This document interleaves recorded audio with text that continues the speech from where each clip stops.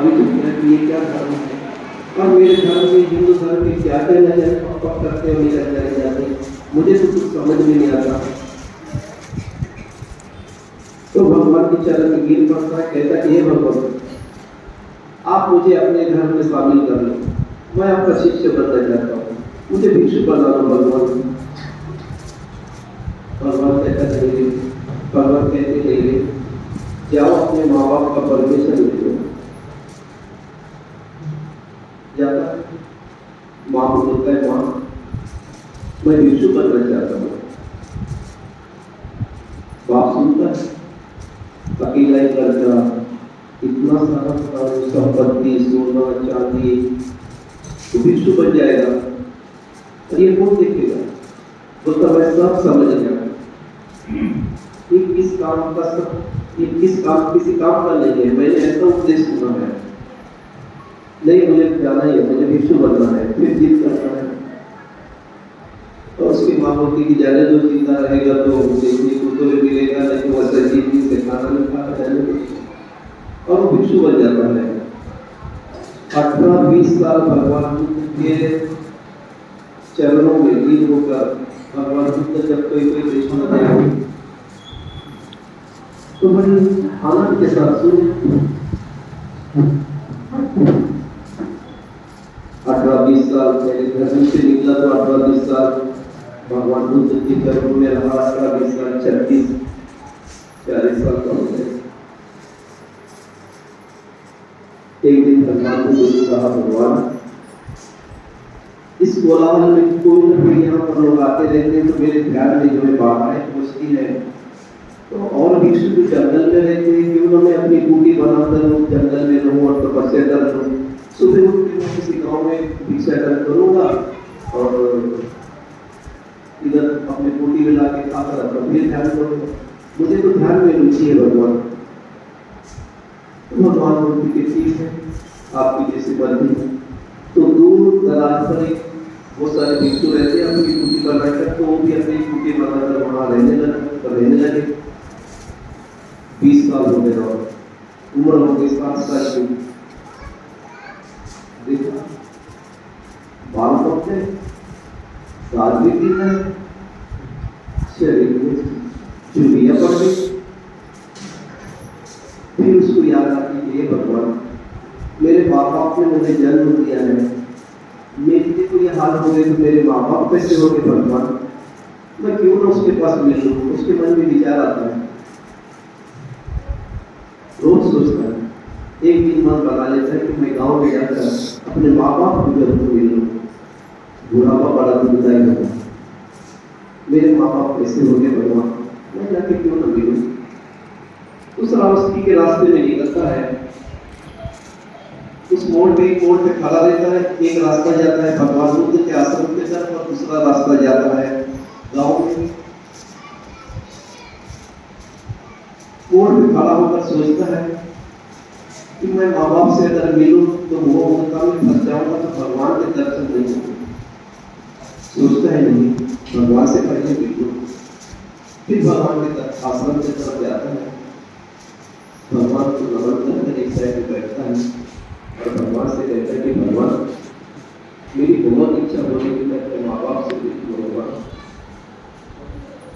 मैं कभी नहीं गया, जब से मस्त ध्यान किया मैं अपने माँ बाप से मिलूं। भगवान कहते मिलो अपने माँ बाप से। जब वो अपने घर जाता है तो देखता है दरवाजे पे मकड़ियों का जाल लगा है। कभी दरवाजा खुला फैला है, बाजू वाले के मकान में पूछता है, दीदी यहाँ मेरे माँ बाप हैं, तो कहाँ है?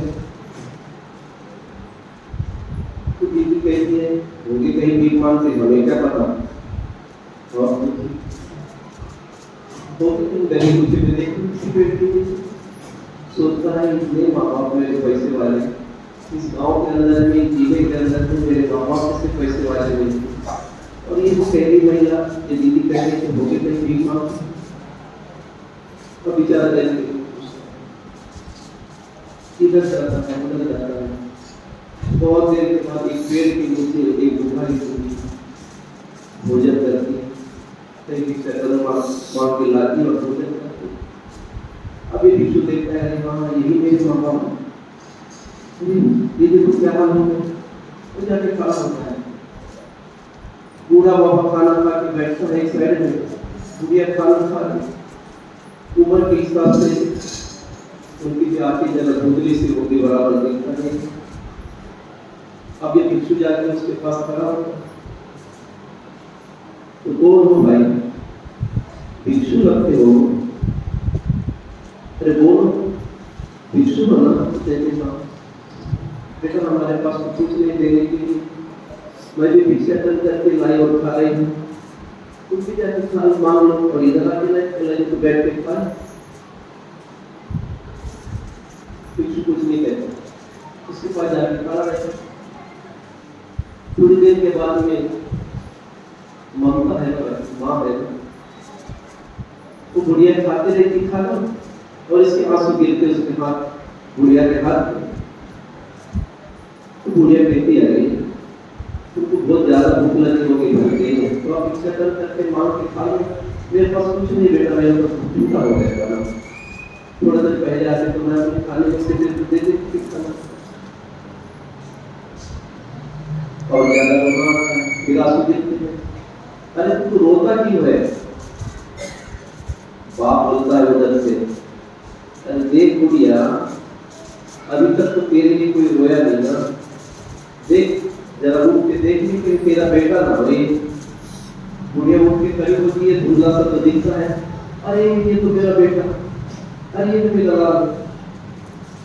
इतने आंसू दोनों बुढ़ा रोके, इतने रोके कि क्या करें, जैसे उसको सोना मिले, पुरानी जिंदगी उसको हंसी होती। और वो भिक्षु कहता है कि माँ कल से तो भिक्षाटन नहीं कर रहा, मैं भिक्षाटन करूंगा, आप लोगों को खिलाऊंगा, उसके बाद मैं खाऊंगा। जैसे कैसे अपना जीवन व्यतीत करता, रोज सुबह भिक्षाटन करता, अपने माँ बाप को खिला। कभी कभी संतान भी होता था, जैसे मैं आदम तो भिक्षु हूँ, अब मुझे पता चला था सुबह की यहाँ संतान में तो मैं आ गया, मैं किसी काम से आया हूँ, अभी मैं बॉम्बे में रहता हूँ। तो उसी प्रकार कभी कभी उनको संतान नहीं तो भिक्षु चले जाए और सारा सामान अपने माँ बाप को देता, माँ बाप को देता। किसी भिक्षु ने देख लिया, भिक्षु का दान गृहस्थ जो है वो नहीं ले सकते, क्योंकि गृहस्थ बड़ी श्रद्धा से भिक्षु को देते हैं ना, तो भिक्षु का दान तो गृहस्थ नहीं खा सकते। एक भिक्षु ने जाके भगवान से कहा कि भगवान वो जो नया मंदिर आपने बनाया है ना, वो देखो जो दान मिल रहा है किसी गृहस्थ को दे देता है। भगवान ने कुछ नहीं कहा ठीक है फिर बुलाओ भिक्षु को बोल दे। बनते सुना है आपको मिला हुआ दान अपने किसी गृहस्थ को देते हो? हाँ बनते मैं देता हूँ। तो किसको देते हो? तो मैं अपने माँ बाप को देता हूँ। तो भगवान ने कहा साधु साधु साधु। तो भगवान ने कहा माँ बाप की सेवा ही सबसे बड़ी सेवा है। जो 60 साल तपस्या करने के बाद भी वो आनंद नहीं हुआ था, मार्ग फल प्राप्त हुआ था, लेकिन 1 मिनट में वो आनंद हो गया। माँ बाप की सेवा ही सबसे बड़ी सेवा है। बुढ़ापे में अगर कोई आदमी अगर किसी की सेवा करता है तो दानव नजर कुछ करता है, जीवन रखकर कुछ करता है, भावना देता है, कुछ अच्छा देता है। कोई भी हो, केवल अपने माँ बाप छोड़कर भी अगर कोई व्यक्ति किसी बूढ़े आदमी को, किसी अंधे आदमी को भी अगर रास्ता बताते हैं तो वो आदमी को बहुत ज्यादा पुण्य मिलता है, क्योंकि सेवा ही सबसे बड़ा धर्म है। तो दान का महत्व ये है कि अगर किसी भूखे को न रोटी दे दो, जैसे ही कहानी बता रहा हूँ मैं। टाइम बहुत होगा, टाइम नहीं है, समय नहीं है, बोल रहे तो खाना खाने का भी है ना।